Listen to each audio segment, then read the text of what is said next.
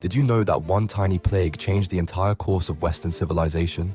In 541 AD, the deadly Justinian plague struck the Byzantine Empire right when Emperor Justinian was conquering back the old Roman lands. His armies were crushed by disease, forcing him to abandon his dream. But what if that plague never happened?